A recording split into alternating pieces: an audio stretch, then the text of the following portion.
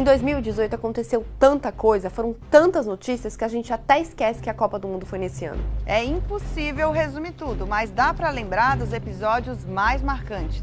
Na saúde, o ano terminou com a saída dos cubanos do programa Mais Médicos e começou com o aumento do número de casos de febre amarela, principalmente em cidades grandes da região sudeste. Teve corrida aos postos, filas quilométricas e disputa por vacinas, que vieram em doses fracionadas. No Amazonas e em Roraima, o problema foi o surto de sarampo. Esses estados tiveram a maior parte dos 10 mil casos da doença no Brasil. Enquanto cubanos foram embora, os venezuelanos continuaram chegando. Qual é o teu sonho agora? Traer a minha esposa, que me hace muita falta. Eles vêm fugindo da crise na Venezuela, país com inflação tão alta que levou o governo Maduro a criar uma nova moeda, cortando 5 zeros da antiga. A média de venezuelanos entrando em Roraima chegou a 800 por dia. E, com isso, houve confrontos. Diante da tensão, o governo brasileiro levou imigrantes para outras regiões. Roraima ainda passa por uma crise financeira, sem conseguir pagar os salários dos funcionários públicos e com greve de várias categorias. Nessa situação, o governo aprovou a intervenção federal no estado. E em 2018 teve também intervenção federal no Rio de Janeiro. O presidente Michel Temer decidiu que as Forças Armadas deveriam assumir o comando das polícias civil e militar. O crime organizado quase tomou conta do estado do Rio de Janeiro. No balanço geral, roubos de carga e de veículos diminuíram, mas as mortes em confrontos e tiroteios aumentaram. Um mês depois de começar a intervenção no Rio, um crime ainda sem solução marcou o Brasil.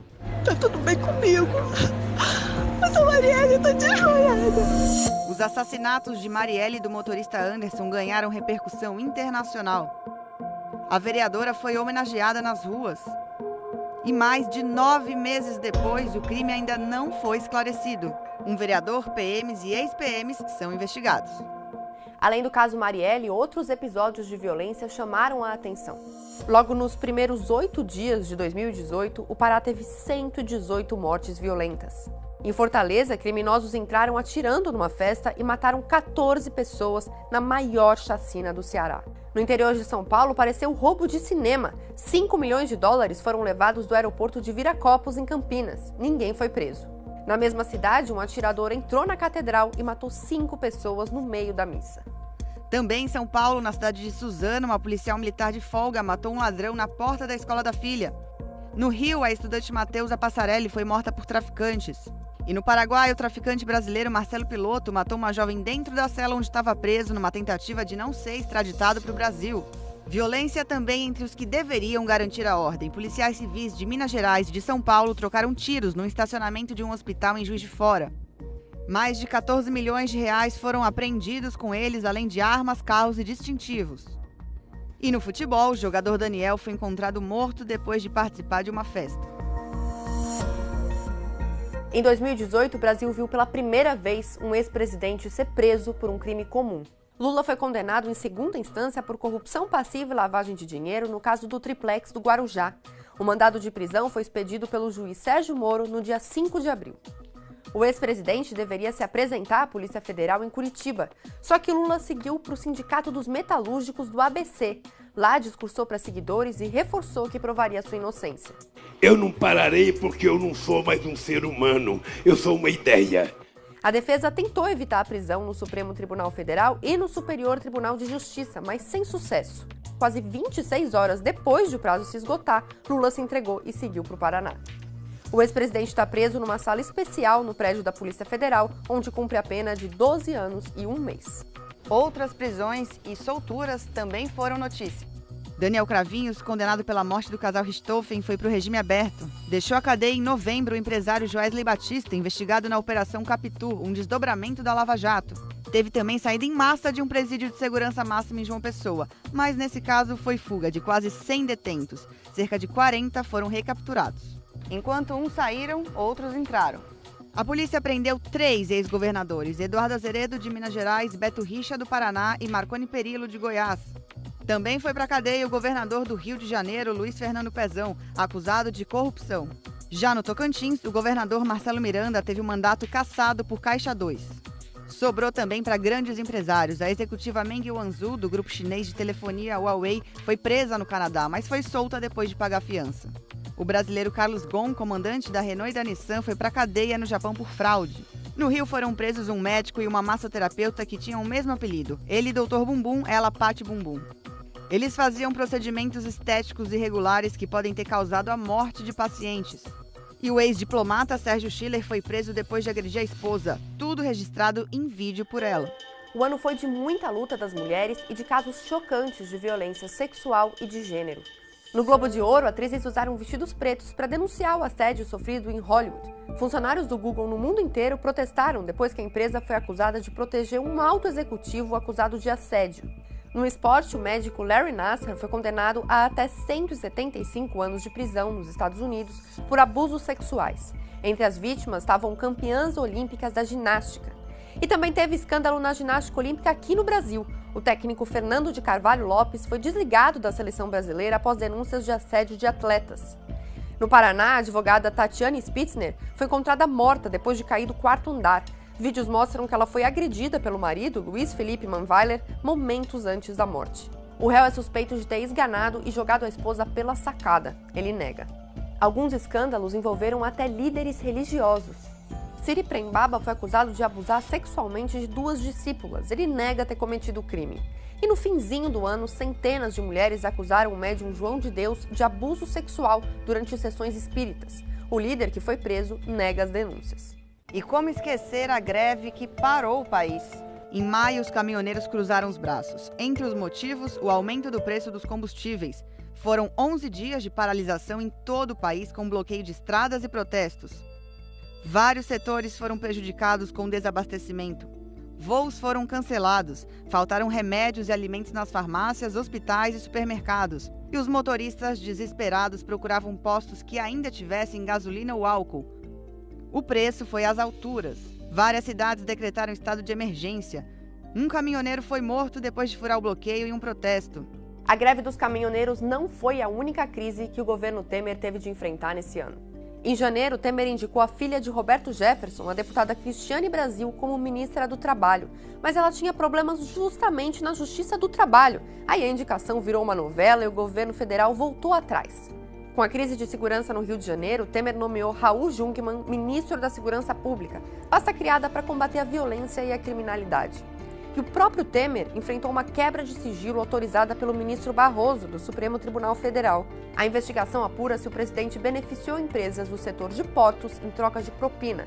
Ele foi indiciado em outubro com outras 10 pessoas.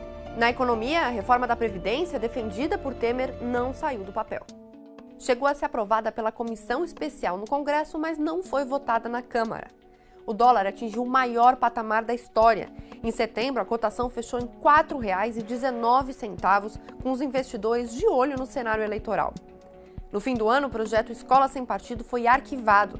A proposta quer proibir professores de manifestarem posicionamentos políticos ou ideológicos em sala de aula. A Escola Sem Partido, por sinal, era uma das principais bandeiras do presidente eleito Jair Bolsonaro, que venceu nas urnas em outubro. Mas muita coisa aconteceu até a vitória dele. Em março, por exemplo, quando Lula ainda era candidato à presidência, um ônibus da caravana do petista foi alvo de tiros. Lula não estava lá e ninguém se feriu. Mais tarde, a campanha eleitoral finalmente começou, mas com um dos cenários mais indefinidos dos últimos tempos, com 13 candidatos na disputa. A menos de 2 meses da eleição, pesquisas mostravam Lula na liderança, mesmo preso, seguido por Jair Bolsonaro e Marina Silva. No começo de setembro, em Juiz de Fora, um atentado marcou a eleição e o ano. Bolsonaro levou uma facada durante o ato de campanha. Ele foi operado, chegou a ficar na UTI e a recuperação o tirou dos eventos públicos. Ele também não foi aos debates. O agressor, Adélio Bispo, foi preso. Faltando menos de um mês para o primeiro turno, o PT anunciou Fernando Haddad como candidato à presidência, já que Lula teve o registro rejeitado pelo Tribunal Superior Eleitoral. Foi como se 4 anos começassem de uma vez só. No dia 28 de outubro, Jair Messias Bolsonaro, do PSL, foi escolhido por 55% dos brasileiros como presidente da República. O presidente eleito começou a anunciar então a composição do novo governo, e um dos primeiros nomes foi o do juiz Sérgio Moro como ministro da Justiça. Mas esse ano também teve aqueles momentos típicos de último capítulo de novela, ou seja, casamentos e bebês. As gêmeas de Ivete Sangalo nasceram em pleno carnaval. Em abril veio o terceiro bebê de William e Kate, Louis Arthur Charles. No mês seguinte teve o bombadíssimo casamento real do outro príncipe, o Harry, com a atriz americana Meghan Markle. E em 2018 muita gente disse sim no altar. As celebridades também passaram por momentos difíceis nos Estados Unidos. Lady Gaga e Kim Kardashian precisaram sair de casa por causa do incêndio florestal na Califórnia. E não foram só elas. O desastre atingiu 40 mil pessoas. As forças da natureza também castigaram a população da Indonésia. Com terremoto, tsunami e erupção de vulcão, mais de 1.000 pessoas morreram. E no final do ano, outro tsunami deixou mais de 400 mortos na Indonésia. E do espaço vieram outras notícias de destaque. 2018 teve o eclipse lunar mais longo do século. E um radar descobriu evidências de que existe água em Marte. Muitos acidentes aconteceram no Brasil e no mundo.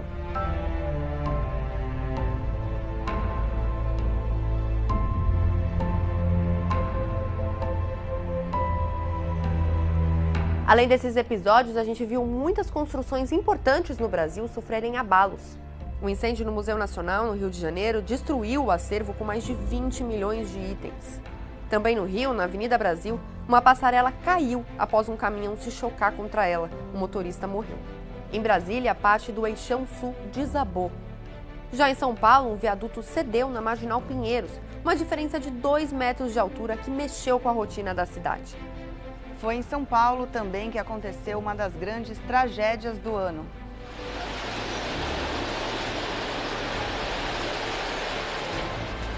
O prédio de 24 andares desabou após um incêndio no Largo do Paissandu. O imóvel era uma ocupação com mais de 140 famílias.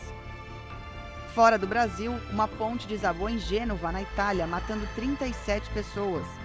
Mas, para terminar esse resumo de acidentes, um caso com final feliz. Um avião com 103 pessoas caiu no México e todas sobreviveram. É difícil acreditar, mas no meio de tudo isso, ainda teve Copa do Mundo na Rússia. A expectativa era deixar o 7-1 de vez no passado e conquistar o Hexa. O sonho foi adiado pela Bélgica nas quartas de final. Ainda assim, o Tite ficou na seleção. A estrela da Copa foi o jovem atacante francês Mbappé, que levou a França ao 2º título mundial. Só que nem tudo foi festa. Muitos torcedores protagonizaram casos de assédio e machismo. E fora dos campos, o ex-presidente da CBF, Marco Polo Del Nero, foi banido pela FIFA e considerado culpado por suborno e corrupção. Pelo menos em setembro, uma mulher garantiu o... É do Brasil!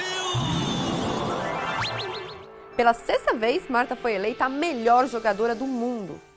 As rivalidades e disputas não ficaram só em campo.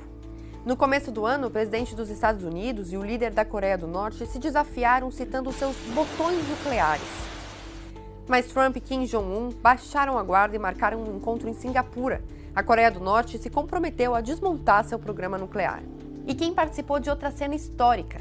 Se encontrou com o presidente da Coreia do Sul na fronteira entre os dois países, marcando a reaproximação das Coreias, uma relação abalada desde a década de 1950. No noticiário internacional, outros fatos marcantes. O grupo separatista basco ETA anunciou seu fim.